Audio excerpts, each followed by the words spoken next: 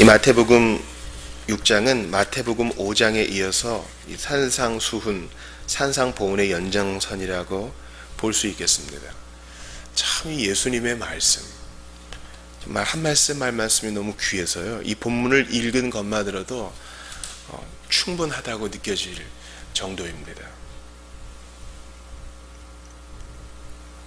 권위 있는 주님의 이 말씀 속에서 너무나 명백하게 그분께서 하고자 하시는 그 본의, 본뜻을 알 수 있겠죠.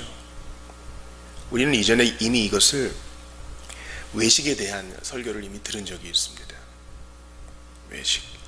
외식이란 나가서 식사하는 것이 아니라 그렇지 않은데 겉으로 꾸며서 그런 척하는 것이죠.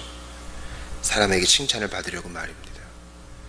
그러므로 우리 주님이 이 땅에 계실 때 끔찍한 짓을 한 강도나 도둑,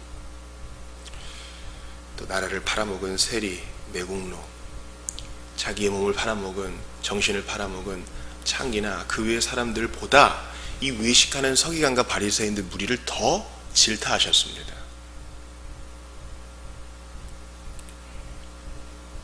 오늘날 예수님이 우리를 보시면 누구를 가장 많이 질타하실까? 저는 그런 생각을 해봅니다. 아마 겉과 속이 다른 교역자들 많이 혼이 날 겁니다. 저를 비롯해서요. 많이 떠드는데 행함이 부족해서 아마 21세기 서기관과 바리새인으로 꾸중을 많이 들을지 몰라요. 직분자들도 마찬가지겠죠. 근데 저기 한켠에 칭찬 듣는 이들이 있어요. 11조도 아니하고 감사헌금이 뭔지도 모르며 봉사할 수 있는 능력도 부족한 어린아이들, 칭찬 들을지 몰라요. 그들은 많이 떠들 만큼 지식이 많지도 않지만 예수님은 정말 사랑하는 모습을 보여주어서 그분께 칭찬 들을지 몰라요. 주일에 아이들 설교 노트 심사에서 어른들이 상을 좀 줬습니다. 아이들이 쓴 그 기록의 무게를 그들이 알까요? 참 저는 그들이 쓴 그 수첩의 메시지들을 보면서 이 무거운 메시지들을 아이들이 기록하는구나. 물론 쓴 사람은 잊어버릴지 모르지만 그것은 그의 평생의 자산이 될 겁니다. 예수님 어린아이 같은 순수한 믿음 가진 자 칭찬하실 거예요.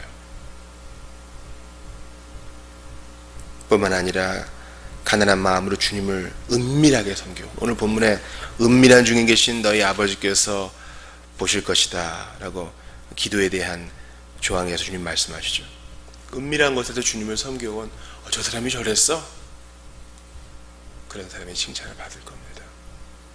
그러니까 오늘 본문 말씀을 통해서 참 후련하다 이런 감사한 마음도 있지만 찔림이 있어요. 너 외식하는 것은 아니냐. 외식이란 말은 바로 이 그리스 극장에서 쓰던 말이라고 합니다. 영국 배우들이 다른 사람의 캐릭터를 연기하기 위해서 가면을 쓰는 거죠. 이렇게 가면 쓴 사람이 바로 외식하는 자라는 겁니다. 하나님께 민낯을 보여드리기가 싫은 거예요. 요즘 세상에서는 소위 비비크림까지는 민낯이다, 쌩얼이다 그런 얘기가 있죠. 남성 여성 할 것 없이 그만큼 화장품을 많이 애용합니다. 그리고 그것이 카메라 렌즈에 비춰서 남들에게 보여줄 때 그게 진짜 모습으로 사람들이 생각하죠. 하지만 세안을 끝내고 샤워가 끝나고 클렌징이 끝나고 내 모습, 나도 좀 어색하다, 그래서 빨리 화장을 하면 좋겠다, 그런 생각이 든다면 그건 좀 문제인 것이죠. 우리의 가면은 뭐가 있을까요? 저는 가면을 벗은 사람으로 AA 모임에 나오신 분들을 많이 생각합니다.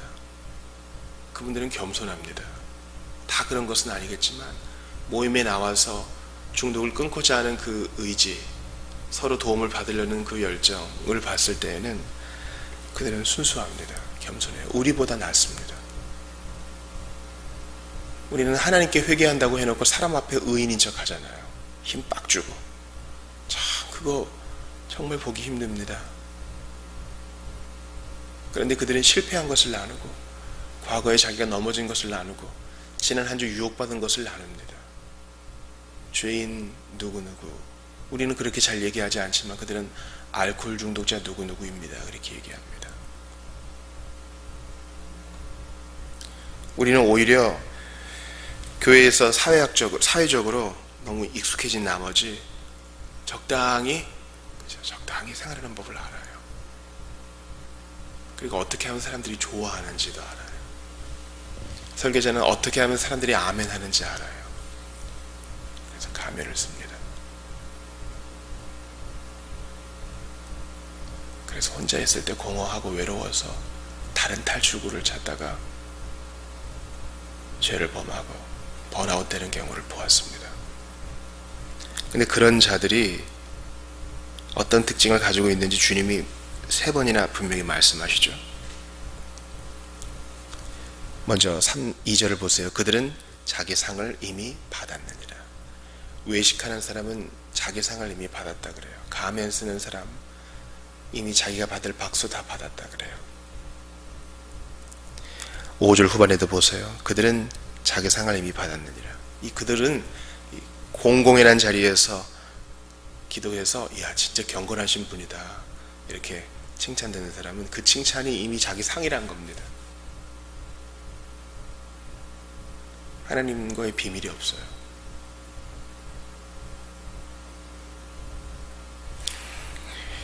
(16) 절에도 보면 그들은 자기 상을 이미 받았느니라. 그들은 누굽니까? 금식할 때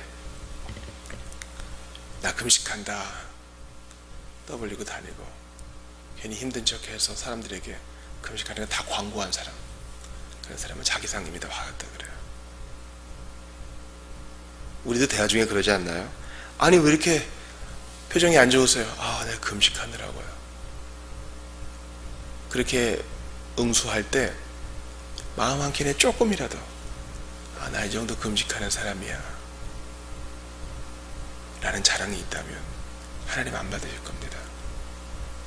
물론 완전한 사람이 없기 때문에 그럼에도 불구하고 주님께 매어 달리는 것 주님 받아주실 겁니다.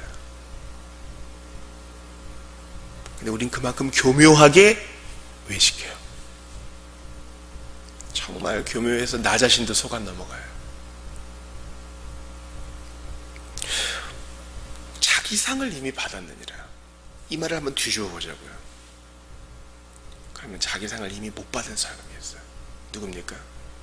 진짜 경건하게 살고자 애쓰는 사람들. 예수님의 뒤를 뚜벅뚜벅 따라가며 박수도 못 받고 칭찬도 못 받고 외로움에 처하며 오늘도 한숨 속에 하나님 나라를 대망하는 사람, 참 그리스도인, 그는 자기 상을 아직 받지 못했대요. 이게 우리에게 위로가 되는 거예요. 이스라엘 백성은 언제 가장 건강했습니까? 이미 가나안 정복을 다 마치고 적당한 타협선에서 마친 거죠. 다 마치고 이제 끝, 잘 살아보세 할 때 건강했습니까? 정복전쟁 마친 다음에는 급속도로 타락했어요. 광야 세대가 다 죽어나가자, 여호수아가 죽고 나자 그들은 사사시대 때 제 멋대로 하나님을 섬겼습니다. 다윗도 사울과의 긴장관계가 풀리자, 광야의 생활이 맞춰지자 한순간에 넘어졌습니다. 그의 가장 복된 찬송은, 가장 아름다운 시편은 광야에서, 사막 모퉁이에서 쫓기는 중에 수염에 침 흘리면서 쓴 거 아닙니까? 나의 상을 이미 받는 순간 우리는 하늘의 상도 잃어버릴 뿐만 아니라 급속도로 타락합니다. 상을 받았어요. 그 순간 하나님을 찾지 않아요. 그리고 하늘에서 받을 상도 없어져요. 외식을 하는 순간 우리는 이중의 비참에 떨어지는 겁니다. 하나님을 더 이상 찾지도 않고 하늘의 상도 잃어버리고. 근데 아직 자기 상을 못 받았어요. 그래서 앞으로 내게 주실 그 상을 위해서 더욱더 뛰어갑니다. 오늘도 한숨을 짓지만 하나님이 믿음 지켜주시기에 이 믿음 부여잡고 예수 옷자락 붙들고 나아갑니다. 이때 하나님도 찾고 하늘의 상도 쌓여가요. 산상수훈의 사람들, 심령이 가난하고 애통하는 사람들, 의에 줄이고 목마른 사람들은 비록 오늘도 예수 이름 까닭에, 그 복음 까닭에 기쁨과 슬픔을 동시에 경험하지만 이중의 복을 받아요. 바로 이 결핍 가운데 하나님을 찾고 하늘의 상급은 쌓여만 가고, 의에 줄이고 목마른 심정으로 정복전쟁을 하는 이스라엘 백성들 생각해 보세요. 고단해요. 싸우는 게 쉬운 사람이 어디 있어요. 그러나 그걸 물리치면서 하나님을 찾고 그들의 기업도 계속 넓혀져 가는 거예요. 이해가 됐어요? 그러므로 우리가 영적 전쟁을 싸우는 것은 하나님이 우리를 고달프게 하고자 하심이 아닙니다. 영적 전쟁을 싸우는 거, 말씀의 검을 가지고 구원의 투구를 쓰고 나가는 것은요, 의의 호신경을 탁 두르고, 무겁잖아요. 나가는 것은 그 자체로 하나님 도와주세요, 오늘도 이 검을 사용해서 이기기 원합니다, 하나님을 찾고 악한 자들을 물리셔서 우리의 상급이 넓혀지는, 각각 그 행한 대로 상을 받을 것이라 했으니까 이중의 복을 받는 것입니다. 사랑하는 여러분, 저는 이 한 가지를 꼭 붙들고 싶어요. 그들은 자기 상을 이미 받았느니라. 이 땅에서 자기가 행한 대로 상을 못 받으신 분이 있어요. 2000년 전 그 외로운 나사렛의 사나이 생각해 보세요. 그렇게 선의를 베풀었는데 돌아온 것은 모욕이었고 질투였고 죽이라는 외침이었습니다. 자기 상은커녕 억울한 죽음만 당했습니다.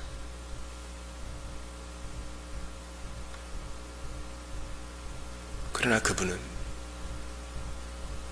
포기하지 않으시고 더욱더 하나님 아버지를 추구하며 구원 얻을 자, 아버지께서 당신에게 주신 자를 위하여 계속 앞으로 나아가셨습니다.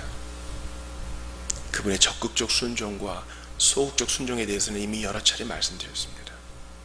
그래서 그분의 굽히지 않으심 까닭에 하나님을 계속 찾고 찾으며 당신님의 사명을 수행하시는 그 길 가운데서 그분은 주님을 찾고 하늘에 감히 다 헤아릴 수 없는 복을 축적하셨습니다. 그분의 죽으심과 부활 가운데 아버지께서는 아들에게 하늘과 땅의 모든 권세를 주셨고 이제 우리에게도 그 권세를 나누어 주십니다. 너도 가서 이와 같이 하라. 자기 상을 이 땅에서 다 받지 못한 예수님은 오늘도 너도 나의 길을 걸으라 하시며 내가 도와줄게. 이게 더 많이 받는 길이지. 하늘에서의 너의 상이 준비되고 있다. 나의 길을 걸어라. 영광스러운 길을 걸으라 하십니다. 우리도 포기하지 않고 이 땅에 허접한 상이 아니라 하늘의 상을 바라며 뛰는 우리 모두가 되기 바랍니다. 기도합시다. 하나님, 외식을 경계하게 하소서. 종이 쪼가리에 부족한, 종이 쪼가리에 불과한 상에 매이지 말게 하시고 영원하고 쇠하지 아니하는 하늘의 상급을 바라보며 오늘도 하나님을 추구하게 하소서. 결핍과 어려움이 있지만 포기하지 않겠습니다. 정복전쟁을 하는 것처럼 오늘도 말씀의 검을 들고 나갑니다. 오히려 우리가 이때 가장 건강하며 깨어있는 줄을 알고 주님을 의지합니다. 후해 주실 상을 바라보는 저희 모두 함께하여 주소서. 예수님 이름으로 기도하옵나이다. 아멘.